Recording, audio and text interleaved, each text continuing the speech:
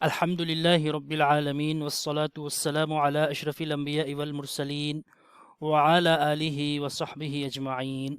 عزیز سامعین، السلام علیکم ورحمۃ اللہ وبرکاتہ۔ آج کے اس درس میں ہم خاص طور پر صلاۃ کا لغوی اور اصطلاحی معنی دیکھیں گے۔ اس کے علاوہ عطف العام علی الخاص اور عطف الخاص علی العام، یہ تمام تفاصیل انشاءاللہ آج کے اس درس میں دیکھیں گے۔ تو گزارش ہے کہ اس ویڈیو کو اختتام تک ضرور دیکھیں۔ اگر آپ کو کوئی چیز سمجھ میں نہ آ رہی ہو تو آپ ہم سے تو عبارت آپ کے سامنے موجود ہے العقیدۃ الواسطیہ، جس کے مصنف ہیں ابن تیمیہ رحمہ اللہ تعالی۔ چنانچہ ہم اس کتاب میں اس کا مقدمہ پڑھ رہے تھے۔ یہ اس کا مقدمہ آپ کے سامنے موجود ہے۔ الحمد للہ الذی ارسل رسولہ بالہدی ودین الحق لیظہرہ علی الدین کلہ وکفی باللہ شہیدا واشہد ان لا الہ الا اللہ وحدہ لا شریک لہ اقرارا بہ وتوحیدا واشہد ان محمدا عبدہ ورسولہ۔ یہاں تک ہم پڑھ چکے۔ آج انشاءاللہ تعالی صلی اللہ علیہ وعلی آلہ وسلم تسلیما مزیدا، اس کی شرح دیکھیں گے صالح بن فوزان حفظہ اللہ نے کیا کی ہے۔ چنانچہ صالح بن فوزان فرماتے ہیں کہ صلی اللہ علیہ الصلاة لغة الدعاء، وأصح ما قيل في معنى الصلاة من الله على رسوله ما ذكره البخاري في صحيحه عن أبي الآلية قال صلاة الله على رسوله ثناؤه عليه في الملأ الأعلى وعلى آله آل الشخص من ينتمون إليه بصلة وثيقة من قرابة ونحوها، وأحسن ما قيل في المراد بآل الرسول صلى الله عليه وسلم هنا أنهم أتباعه على دينه، وأصحابه جمع صاحب من عطف الخاص على العام، والصحابي هو من لقي النبي صلى الله عليه وسلم مؤمنا به ومات على ذلك۔ سب سے پہلے دیکھیے قولہ، ان کا قول، یعنی ابن تیمیہ رحمہ اللہ نے جو فرمایا صلی اللہ علیہ۔ چنانچہ یہاں پر دیکھیے صاحب کتاب یعنی دکتور صالح بن فوزان نے اس کی لغوی تعریف بیان کی۔ صلاۃ کا لغوی معنی کیا ہے؟ دعا ہے۔ صلاۃ کا لغوی معنی دعا ہے۔ وَأَصَحُّ مَا قِيلَ فِي مَعْنَى الصَّلَاةِ من اللہ علی الرسول، اصح زیادہ صحیح قول جو کہا گیا ہے صلاۃ کے معنی کے بارے میں، من اللہ علی الرسول، جو اللہ کی طرف سے ہے اپنے رسول پر۔ تو یہاں پر اس کا مطلب کیا ہے؟ اس کی سب سے بہترین تشریح اور وضاحت جو کی گئی ہے ما ذکرہ البخاری فی صحیحہ، جس کو امام بخاری نے اپنے صحیح میں ذکر کیا ہے۔ ابو العالیہ سے روایت مروی ہے، قول صلاۃ اللہ علی رسولہ، صلاۃ اللہ علی رسولہ، اپنے رسول پر صلاۃ کا اللہ کی طرف جب اضافت ہوگی تو کیا مطلب ہوگا؟ ثناؤہ علیہ فی الملأ الاعلی، ثناؤہ یعنی ذکر خیر کرنا، ثناؤہ ذکر خیر کرنا، علیہ یعنی اللہ کے رسول کے بارے میں، فی الملأ الاعلی، ملأ اعلی میں یعنی فرشتوں کے پاس، ثناؤہ علیہ فی الملأ الاعلی، یہ ہے اس کا مطلب جو صالح بن فوزان نے ذکر کیا ہے۔ چلیے میں آپ کو اس کی مزید تفصیل تھوڑی بتاتا ہوں۔ دیکھیے الصلاۃ لغتاً، یہ لغت کے اعتبار سے دعا کے معنی میں آتا ہے، جیسے کہ ابھی ہم نے پڑھا۔ اس کی کیا دلیل ہے؟ قال اللہ تعالی وصلی علیہم ان صلاتک سکن لہم، آپ ان کے لیے دعا کریے۔ ٹھیک ہے، لفظی ترجمہ کر رہا ہوں میں، ان صلاتک سکن لہم، یہاں پر صلی علیہم، صلی یہاں پر دعا کے معنی میں ہے، آپ ان کے لیے دعائیں کریے۔ ٹھیک ہے، یہ لغوی معنی ہے۔ اسی طرح ایک اور حدیث میں ہم کو یہ بات واضح ہو جاتی ہے کہ یہ دعا کے معنی میں آتا ہے۔ قال النبی صلی اللہ علیہ وسلم اذا دعی احدکم فلیجب، اذا دعی احدکم، جب تم میں سے کسی کو بلایا جائے، فل یجب، اجابہ یجیب سے، فل یجب جواب دیجئے، یعنی ان کی اس دعوت کو قبول کریے۔ فَإِذَا دُعِيَ أَحَدُكُمْ، جب تمہیں سے کسی کو دعوت کے لیے بلایا جائے، مدعو کیا جائے، فَلْيُجِبْ، تو اس کو چاہیے کہ وہ اس کو قبول کرے۔ فَإِنْ كَانَ مُفْطِرًا فَلْيُطْعِمْ، اگر وہ مفطر ہے تو فَلْيُطْعِمْ، وَإِنْ كَانَ صَائِمًا فَلْيُصَلِّ، اور اگر وہ روزے دار ہے تو وہ اس کے حق میں دعا کرے۔ وَإِنْ كَانَ صَائِمًا فَلْيُصَلِّ۔ اب دیکھیے حدیث میں کیا فرمایا گیا، وَإِنْ كَانَ مُفْطِرًا، اگر وہ روزے سے نہیں ہے، فَلْيَطْعَمْ، اس کو ہم معروف پڑھیں گے تو اسے چاہیے کہ اس کو کھا لے، یعنی دعوت قبول کرے اور جو بھی اس کے سامنے پیش کیا جا رہا ہے اس کو وہ تناول فرما لے۔ وَإِنْ كَانَ صَائِمًا، اگر روزے دار ہے، روزے سے ہے، تو ظاہر بات ہے کہ روزے کی حالت میں وہ ان کی دعوت کو قبول نہیں کر سکتا، یعنی جو دعوت دی گئی ہے وہ غروب سے پہلے تھی، تو ظاہر بات ہے کہ اس صورت میں وہاں پر وہ جا کر جس کے پاس دعوت ہے وہاں پر وہ کھانا نہیں کھا سکتا، تو کیا کرے گا، وَإِنْ كَانَ صَائِمًا فَلْيُصَلِّ، اسے چاہیے کہ وہ دعا دے۔ فَلْيُصَلِّ، یہاں پہ لِيُصَلِّ فعل امر ہے، غائب کا صیغہ ہے، اور یہاں پر دعا کے معنی میں آ رہا ہے۔ اس کے بعد دیکھیے الصلاۃ اصطلاحاً، اصطلاحی معنی بھی میں آپ کو بتا دیتا ہوں۔ الاصطلاح الشرعی، کیا ہے اس کا اصطلاحی معنی، فہی اقوال و افعال مخصوصۃ مفتتحۃ بتکبیرۃ الاحرام ومختتمۃ بالتسلیم۔ فہی اقوال، یہ اقوال پر مشتمل ہے، و افعال مخصوصہ، اور اس میں مخصوص افعال ہیں، رکوع، سجود، قیام، تشہد، مفتتحۃ بتکبیرۃ الاحرام، جس کا آغاز ہوتا ہے احرام کی تکبیر کے ذریعے سے، ومختتمۃ بالتسلیم، اور اس کا اختتام ہوتا ہے سلام پر۔ یہ اس کے اصطلاحی معنی ہے۔ تو لغوی معنی الگ ہوتا ہے اور اصطلاحی معنی الگ ہوتا ہے۔ اسی طرح اس کی مزید وضاحت دیکھیے، جب اللہ تعالیٰ خود فرماتے ہیں یا ایھا الذین آمنوا صلوا علیہ وسلموا تسلیما، قرآن مجید کی یہ واحد آیت ہے جہاں پر اللہ تعالیٰ نے پہلے کیا فرمایا، ان اللہ وملائکتہ یصلون علی النبی، اس کے بعد حکم آیا یا ایھا الذین آمنوا صلوا علیہ وسلموا تسلیما۔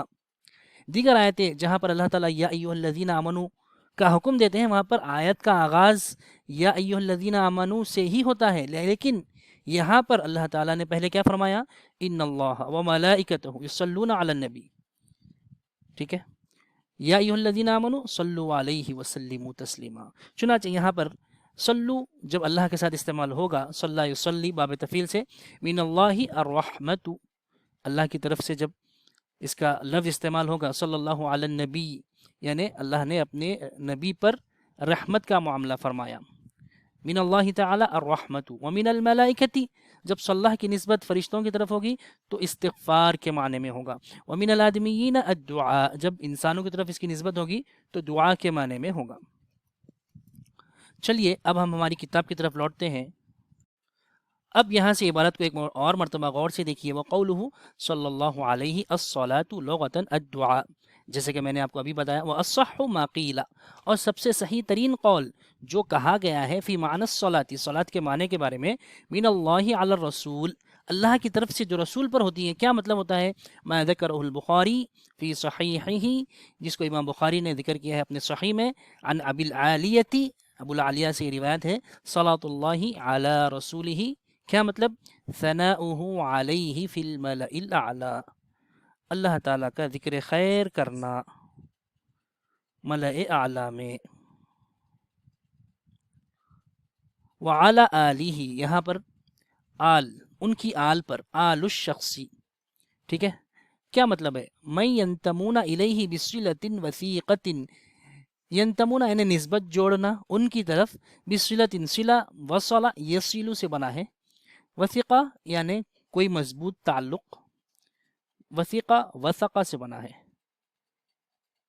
جیسے قرآن مجید میں آتے ہیں عروۃ الوثقی، وثقہ یثق، تو کیا مطلب ہے اس کا، جس من ینتمون الیہ بصلۃ وثیقۃ، جس کی طرف ہم نسبت کرتے ہوں گے، بصلۃ وثیقۃ مضبوط تعلق کس معنی کے لحاظ سے؟ من قرابتن و نحویہا، قرابت کے لحاظ سے یا اسی طرح، یعنی کہ کوئی شخص ہے تو اس کا باپ ہے، اس کا بیٹا ہے، اس کا بھائی ہے، اس کی بیوی ہے، ٹھیک ہے، تو یہ قرابت دار ہیں اس کے، یہ آل میں داخل ہے، ٹھیک ہے۔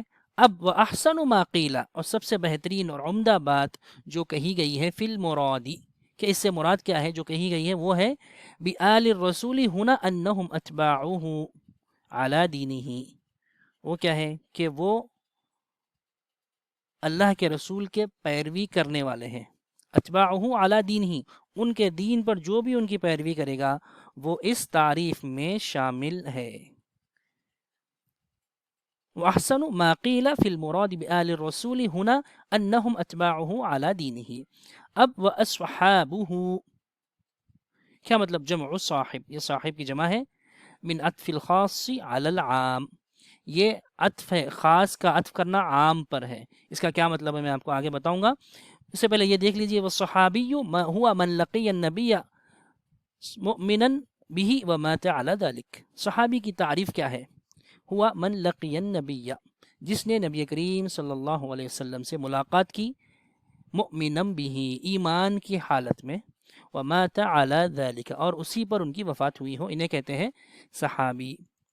نیچے دیکھیے، وسلم تسلیما مزیدا، السلام بمعنی التحیتی، یہاں پر سلام تحیت کے معنی میں ہے، اب السلامتی، یا سلامتی ہونا، کس سے؟ من النقائص والرذائل، نقص اور رذیل چیزوں سے۔ وقولہ مزیدا، مزید کیا ہے؟ اسم مفعول من الزیادتی وہی النمو، یہ اسم مفعول ہے زیادت سے، زیادہ یزید زیادتاً، اس سے یہ اسم مفعول ہے۔ کیا مطلب؟ وہی النمو، نمو یعنی بڑھوتری، کسی چیز میں اضافہ ہونا۔ وجمع بین الصلاة والسلام امتثالا لقوله تعالی، یہاں پر فرماتے ہیں صالح بن فوزان کے ابن تیمیہ رحمہ اللہ نے صلاۃ اور سلام دونوں کو اکٹھا ذکر کیا، کیوں؟ امتثالا، عمل کرنے کے لیے، عمل کرنے کی غرض سے، امتثالا لقوله تعالی، اللہ تعالیٰ کے اس آیت پر عملاوری کے لیے آپ نے ایسا کیا، کیونکہ اللہ تعالیٰ نے خود فرمایا یا ایھا الذین آمنوا صلوا علیہ، صلو بھی کا حکم ہوا، وسلموا، دونوں احکام یہاں پر اللہ تعالیٰ نے دیے ہیں، تو اسی کے پیش نظر ابن تیمیہ الحرانی رحمہ اللہ تعالیٰ نے دونوں کو اکٹھا کر دیا اپنے مقدمے میں۔ اب دیکھیے عطف العام علی الخاص کا کیا مطلب؟ عطف العام علی الخاص یا عطف الخاص علی العام، یہ دو الگ الگ چیزیں ہیں۔ خاص کا عطف کرنا عام پر، جیسے آپ دیکھیے حافظوا علی الصلوات والصلاۃ الوسطی، سورہ بقرہ کی آیت ہے، نمازوں کی محافظت کرو، اور خاص طور پر صلاۃ وسطی، مفسرین فرماتے ہیں کہ اس سے مراد عصر کی نماز ہے۔ تو یہاں پر دیکھیے الصلوات میں عصر کی نماز داخل ہے، یعنی صلاۃ وسطی داخل ہے، لیکن عطف الخاص علی العام، الصلاۃ الوسطی یہ خاص ہے، خاص کا عطف کس پہ کیا گیا؟ عام پر کیا گیا، اسے کہتے ہیں عطف الخاص علی العام، یہ عام ہے اور یہ خاص ہے۔ اسی طرح تنزل الملائکۃ والروح، ملائکہ آپ کو پتہ ہے روح حضرت جبریل علیہ السلام مراد ہے، تو جب اللہ نے فرمایا تنزل الملائکہ، اس میں حضرت جبریل علیہ السلام داخل ہیں، لیکن کیا کیا یہاں پر؟ عطف الخاص علی العام، خاص کا عطف کیا عام پر، عطف الخاص علی العام۔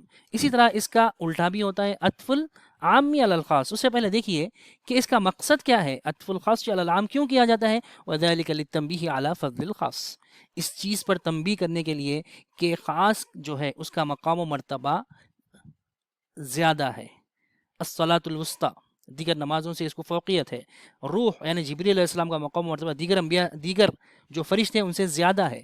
اب یہاں پر دیکھیے عطف العام علی الخاص، وذلک لافادۃ العموم مع العنایۃ بشأن الخاص، رب اغفر لی، میری مغفرت فرما دیجئے، یہ خاص ہے نا، میری کر دی، ولی والدیہ، پھر اس کے بعد تھوڑا عام ہوا، میرے والدین، ولی من دخل بیتی مؤمنا، اس کے بعد ہر کوئی جو شخص میرے گھر میں داخل ہوتا ہو ایمان کی حالت میں، پھر وللمؤمنین والمؤمنات، یہ خاص ہے، یہ تمام چیزیں اس کے بعد جو آ رہی ہیں عام ہیں، یہ کہتے ہیں عطف العام علی الخاص، عام کا عطف کرنا خاص پر، عام کا عطف کرنا خاص پر۔ اسی طرح وَإِذْ قَالُوا اللَّهُمَّ إِنْ كَانَ هَذَا هُوَ الْحَقُّ مِنْ عِنْدِكَ فَأَمْطِرْ عَلَيْنَا حِجَارَةً مِنَ السَّمَاءِ أَوْ ائْتِنَا بِعَذَابٍ أَلِيمٍ۔ حجارہ یہ خاص ہے، یعنی عذاب ایسا ہو کہ پتھر برسیں، یا پھر عذاب آ جائے، یہ عام ہے، تو یہ بھی عطف العام علی الخاص،